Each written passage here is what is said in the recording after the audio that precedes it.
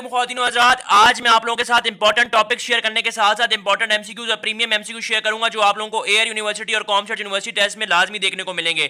सबसे पहले हम बात करते हैं इंग्लिश के पोर्शन के बारे में और हम देखते हैं कि इंग्लिश के पोर्शन में क्या क्या चीज़ें आती हैं और ये सिलेबस भी है और ये टॉपिक्स इंपॉर्टेंट हैं, काफ़ी ज़्यादा इंपॉर्टेंट है। चीज़ें करके जाओगे लिटरली 100 में से 100 मार्क्स लेके आओगे। सबसे पहले देखो सिनोनिम्स, एंटोनिम्स, एनालॉजी। चलो ये तो वो चीज़ें हैं जो कि कहीं से भी उठ के आ जाती हैं, इनके बारे में कुछ नहीं कहा जा सकता। Sentence completion, passage comprehension, verbal reasoning यानी कि सिनेरियो बेस्ड क्वेश्चंस होते हैं, active and passive voice, form of verb. ये जो टॉपिक्स हैं ये खास तौर पर एयर यूनिवर्सिटी के लिए। वर्ड्स मीनिंग, ठीक है जी। उसके बाद vocabulary, narrations, words opposite, preposition, adjective और इनफाइनाइट एनालॉजीज। इसमें दो चीजें मैं आप लोगों को जरा अभी ब्रीफली बता देता हूं। एक्टिव और पैसिव वॉइस में टेंस चेंज नहीं होता, टेंस की स्टेट चेंज होती है, जबकि हमारे पास जो डायरेक्ट इनडायरेक्ट नरेशंस होते हैं उसमें हमारे पास जो टेंस की स्टेट है वो भी चेंज हो जाती है। प्रो टिप आप लोगों को दे दी है, यानी कि प्रेजेंट टेंस में कोई है लिखा हुआ है Ali said that I have done my work, तो आई हैव हैड में चेंज हो जाएगा, तो टेंस चेंज हो जाता है। जबकि एक्टिव और पैसिव वॉइस में टेंस की नौइयत या स्टेट चेंज होती है। यह आ गया इंग्लिश पोर्शन। अब हम आते हैं मैथ्स पोर्शन के बारे में। बहुत से लोगों को मैथ्स के पोर्शन का मसला होता है, तो इसमें बेसिक मैथ्स में मैंने बताया हुआ भी है यार, मैं अगेन बता के थक चुका हूं। जो चीजें मैंने बताई हैं बहुत इंपॉर्टेंट होती हैं। एवरेज किस तरीके से निकालते हैं, जो भी सीरीज आपको गिवन है उसको सम करके divided by number of integers या जो भी नंबर्स गिवन है जितने भी।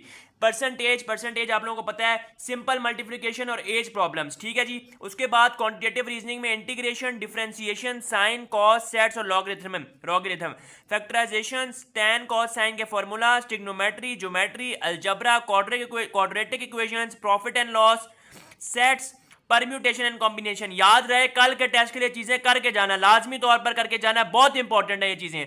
सिंपलीफाई, इस वक्त लाइट नहीं आ रही मेरे घर में, उसके बावजूद मैं वीडियो बना रहा हूँ, लेवल चेक करो तो यार लाइक कर दिया करो। अभी तक वीडियो को लाइक नहीं किया, मुझे बहुत अफसोस होता है यार, तुम लोग लाइक नहीं करते हो, शेयर नहीं करते हो इस वीडियो को। जितनी मेहनत मैं कर रहा हूँ उतना मुझे रिस्पॉन्स नहीं मिलता यार, काइंडली रिस्पॉन्स दिखाया करो। अच्छा, permutation and combination, simplify, integration, derivation, domain range, matrix, commutative property of multiplication, probability, determinant, derivatives, angles, work related question, ये सारी चीजें बताता हूं अभी मैं।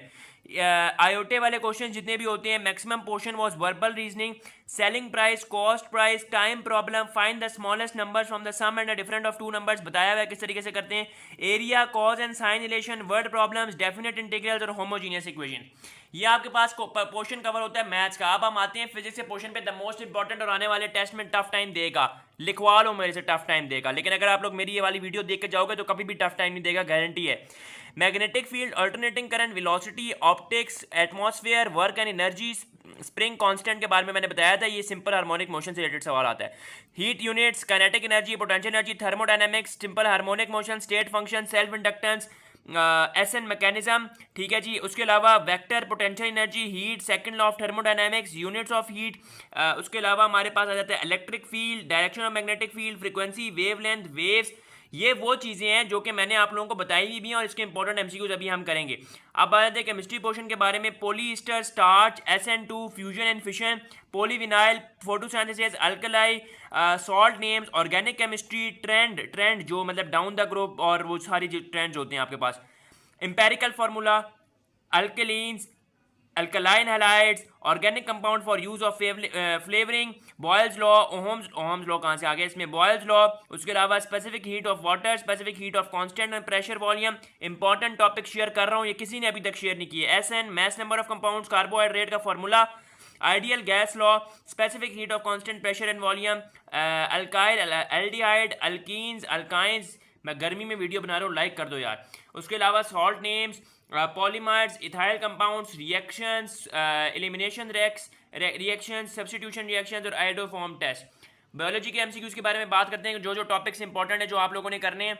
जीन्स, प्लांट्स, ह्यूमन हार्ट, और उसके बाद gymnosperms, transpiration, ATP, cell biology, kingdom Animalia, arthropods, amphibians, proteins, biotechnology, recombinant DNA, genetics, white blood cells, plasmids, bile और लिम्फेटिक पाथवे, अर्थवॉर्म्स, फिल्म। ये सारी चीज़ें कर लोगे, सारे सवाल हो जाएंगे। कंप्यूटर साइंस पे आते हैं। Input and output, computer related scenario based questions, hardware and software, loops, input output, bridge adapter, hub और कंप्यूटर एनोमलीज। ठीक है जी, ये चीज़ें कर लेना। उसके अलावा एनालिटिकल क्वेश्चनिंग में आप लोगों को भी पता है कि कंडीशन बेस्ड क्वेश्चन आते हैं, time consuming questions, logical reasoning, verbal reasoning और एनालिटिकल रीजनिंग। शेयर करने जा रहा हूँ आप लोगों से बड़े इंपॉर्टेंट क्वेश्चंस जो कि हमारे पास कल आप लोगों को देखने को मिलेंगे।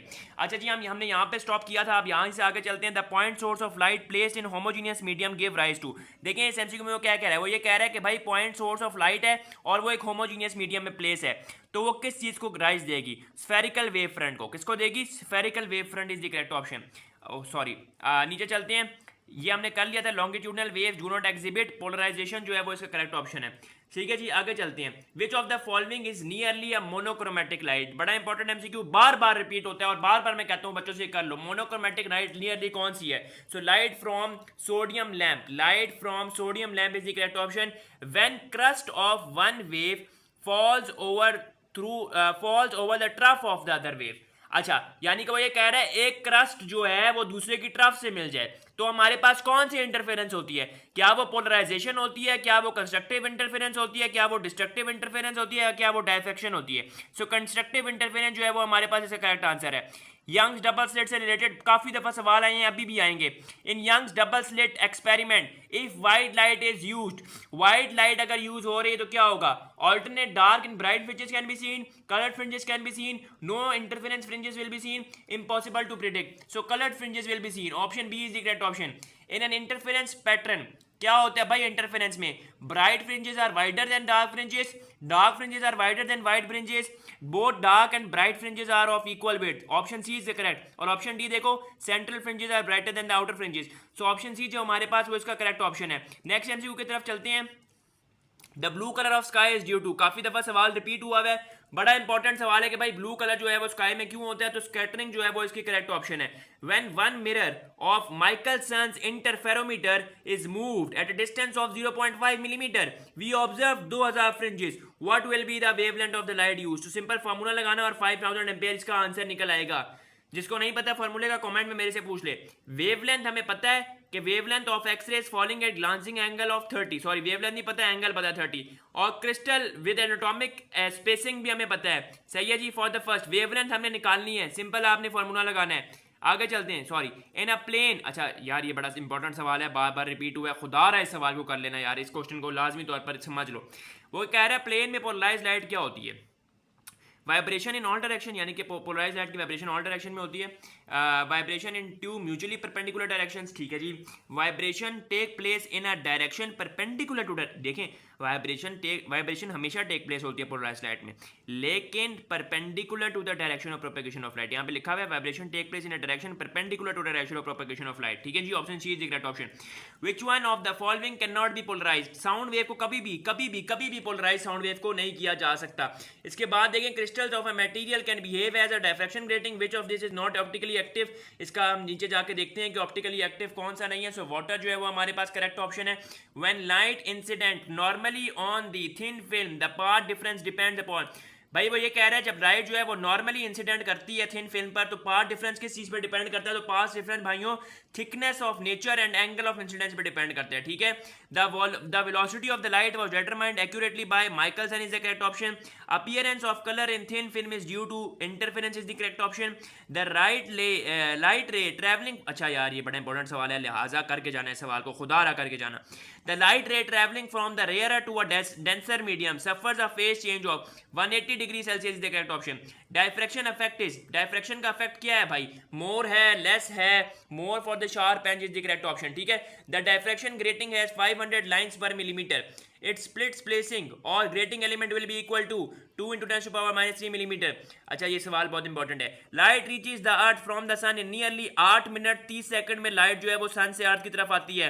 According to the Einstein light travels from one place to the other in the form of photon is the correct option. Central spot of Newton's rings bright is the correct option.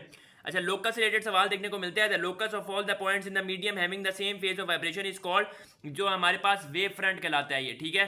To sources of lights are coherent if they emit rays same wavelength with constant. वो कह रहा है दो sources of light हैं, वो coherent है, same है, कब? जब वो रेज को इमिट करें जो कि सेम लेंथ की हो और कांस्टेंट फेज डिफरेंस हो। कोई सवाल समझ नहीं आ रहा तो आप मुझसे मेरे नंबर पे पूछ सकते हैं 0336503598 भाई मैं पसीने में भीग चुका हूँ। वीडियो को शेयर करो लाजमी यार, सपोर्ट दिखाया करो। अच्छा जी, which experiment shows that wavelength of the light is similar to that of the sound. Diffraction एक ऐसा एक्सपेरिमेंट है जो शो करता है कि wavelength of the light is smaller than that of the sound. ठीक है, smaller, sorry. When a force is parallel to the direction of the motion of the body, यानी कि ये फोर्स और ये direction of the motion of the body है, दोनों आपस में एक दूसरे के पैरेलल हैं, वर्क डन ऑब्वियसली मैक्सिमम होगा क्योंकि cos 0 इज इक्वल टू 1 होता है। If the body has a mass of this and vertically through 2 metre raise vertically, work done, simple formula लगाओ। वर्क डन का फार्मूला आपको पता ही है कि क्या होता है। Work done is equal to, जल्दी से बताएं कमेंट्स में वर्क डन का फार्मूला क्या होता है और किस तरीके से क्वेश्चन सॉल्व होगा, जल्दी से बताएं। आगे चलते हैं जनाब, आगे वो ये कह रहा है the average power and the instantaneous power become equal if the work is done at uniform rate. Protons, electrons, neutrons and a particle have same momentum, which of this has highest kinetic energy. Electron की kinetic energy हमेशा highest होती है। Work done by a variable force is determined by dividing. Displacement को जब आप divide करते हैं ना स्मॉल इंटरवल्स में, यानी कि डिस्प्लेसमेंट है, फॉर एग्जांपल ये उंगली मेरी डिस्टेंस कवर कर रही है, इसको मैं स्मॉल डिस्टेंस में या फिर स्मॉल इंटरवल्स में कवर करता हूँ, तो क्या होता है, वर्क डन हमारे पास work done by a variable force निकल आती है। ठीक है जी, आगे चलते हैं। भाईजान ये खुद ही क्लिक हो रहा है, और ये क्लिक क्यों हो रहा है? क्योंकि गर्मी की वजह से मेरे पसीना जो है ना वो जा रहा है माउस पे, टू बी वेरी ऑनेस्ट। आगे चलते हैं। खैर, लाइट ऑन पासिंग थ्रू एक मिनट यार, ज़रा मुझे सिर्फ एक सेकंड दो, ज़रा मैं इसको ज़रा चीज़ को क्लियर करूँ, ये क्यों आ रहा है, ये एक ग्लिच आ गया। एक मिनट ज़रा मुझे देना भाइयों, ज़रा मैं इसको जो है ना वो सेट वगैरह कर दूँ। हाँ चलो जी, नेक्स्ट चलते हैं। Light on passing through a denser. अच्छा, अब ये सवाल मैं आप लोगों को बता दूं, काफ़ी ज़्यादा इंपॉर्टेंट है। डेंसर मीडियम, रेयर मीडियम, ये चीज़ें ना आप लोगों को पता होनी चाहिए। अब इसकी वजह क्या है, क्यों पता होनी चाहिए, ये सारी चीज़ें मैं आप लोगों को बताता हूँ। और ये वाला सवाल जो काइनेटिक एनर्जी वाला सवाल है, ये सवाल काफ़ी ज़्यादा इंपॉर्टेंट है। अब इसमें वो पोटेंशियल एनर्जी के भी बारे में पूछ सकता है, ज़रूरी नहीं है और लाजमी नहीं है कि वो आपसे काइनेटिक एनर्जी के बारे में ही पूछ रहा हो या काइनेटिक एनर्जी के बारे में इंफॉर्मेशन ले रहा हो, वो पोटेंशियल एनर्जी के बारे में भी इंफॉर्मेशन ले सकता है। तो जिसका मतलब ये है कि चीज़ें आप लोगों को पता होना बहुत ही ज़्यादा ज़रूरी है। ओ भाई ये कहाँ गया MCQ। अच्छा जी, आगे चलते हैं।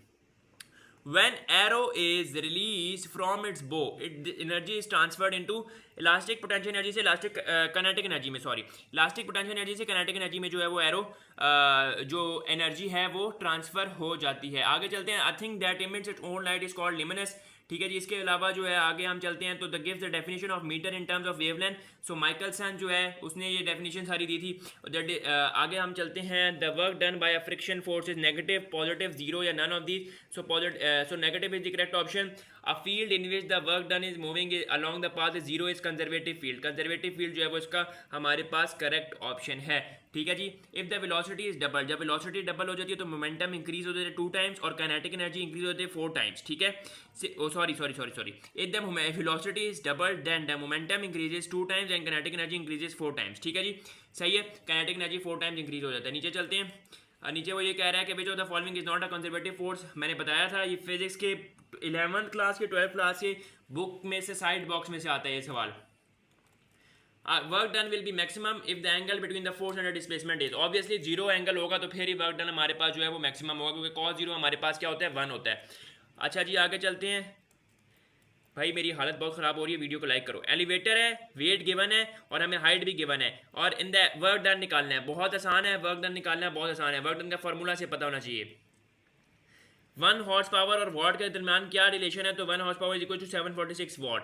When 2 protons are brought together, potential energy जो है वो इंक्रीज हो जाती है। भाई ये चीज़ आप लोगों ने याद रखनी है। जब 2 प्रोटॉन्स आपस में एक दूसरे के इक्वल हो जाए तो आपस में एक दूसरे के करीब आए तो पोटेंशियल एनर्जी जो है वो इंक्रीज कर दी जाती है या इंक्रीज हो जाती है। Slope of work time graph, work time graph का जो स्लोप है वो पावर के इक्वल होता है। डायमेंशन ऑफ पावर, पावर का फॉर्मूला लगाओ और सिंपल आपके पास आंसर आ जाएगा ml/t - e, याद भी होना चाहिए आप लोगों को।